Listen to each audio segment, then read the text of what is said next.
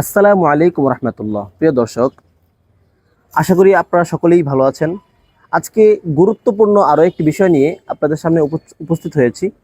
বিষয়টি হচ্ছে, আমরা প্রায় সকল মুসলমানই এটা বলে থাকি, আবু জাহেল রাসূলুল্লাহ সাল্লাল্লাহু আলাইহি ওয়াসাল্লামের চাচা ছিলেন, ঠিক যেমন আবু লাহাব রাসূলুল্লাহ সাল্লাল্লাহু আলাইহি ওয়াসাল্লামের চাচা ছিলেন। এখন এই বিষয়টা কতটুকু ভুল কতটুকু সঠিক, এই বিষয়ে আজকে আলোচনা করব ইনশাআল্লাহ তাআলা। প্রিয় দর্শক, আমরা জানি আবু লাহাব রাসূলুল্লাহ সাল্লাল্লাহু আলাইহি ওয়াসাল্লামের পিতা খাজা আব্দুল্লাহর ভাই ছিলেন। কেমন ভাই ছিলেন? আব্দুল মুত্তালিব, যিনি রাসূলুল্লাহ সাল্লাল্লাহু আলাইহি ওয়াসাল্লামের দাদা, তার সন্তান ছিলেন। অর্থাৎ আব্দুল মুত্তালিবের এক সন্তানের নাম হচ্ছে আব্দুল্লাহ, আরেক সন্তানের নাম হচ্ছে আবু লাহাব।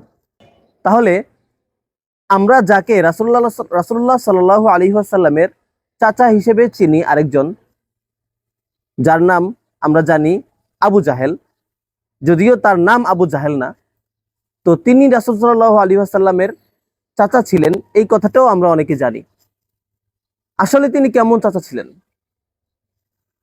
প্রকৃতপক্ষে আবু জাহেল কখনোই রাসূলুল্লাহ সাল্লাল্লাহু আলাইহি ওয়াসাল্লামের আপন চাচা ছিলেন না। হ্যাঁ, এটাই বাস্তব।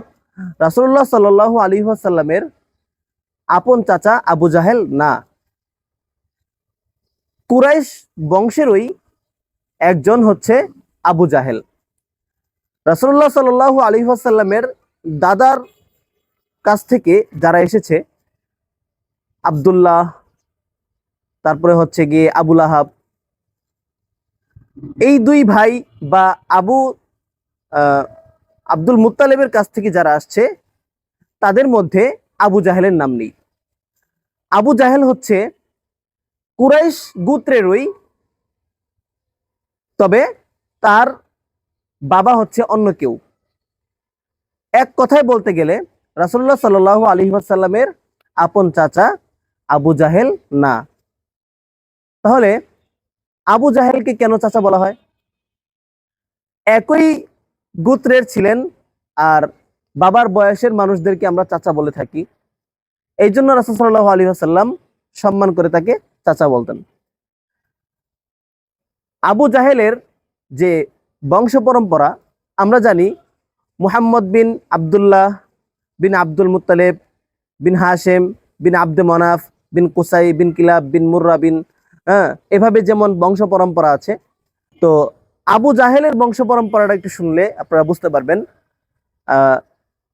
মুহাম্মদ বিন আব্দুল্লাহ বিন আব্দুল মুত্তালিব, মানে আব্দুল মুত্তালিব হচ্ছে রাসূলুল্লাহ সাল্লাল্লাহু আলাইহি ওয়াসাল্লামের দাদা।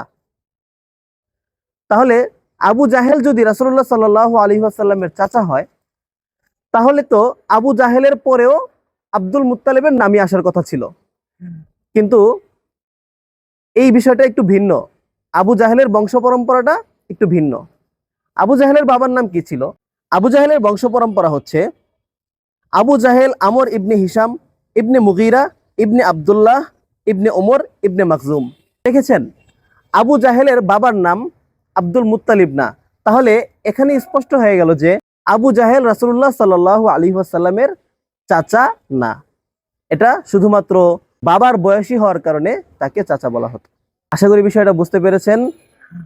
আপনি আপনার পাশের মানুষকে, আশপাশের মানুষকে বিষয়টা অবশ্যই জানাবেন। দিন ছড়িয়ে যাক, ইতিহাস সঠিকভাবে ছড়িয়ে যাক। আল্লাহ তাআলা আমাদের সবাইকে সঠিকভাবে বুঝার এবং আমল করার তৌফিক দান করুন। আসসালামু আলাইকুম ওয়া রাহমাতুল্লাহি ওয়া বারাকাতুহু।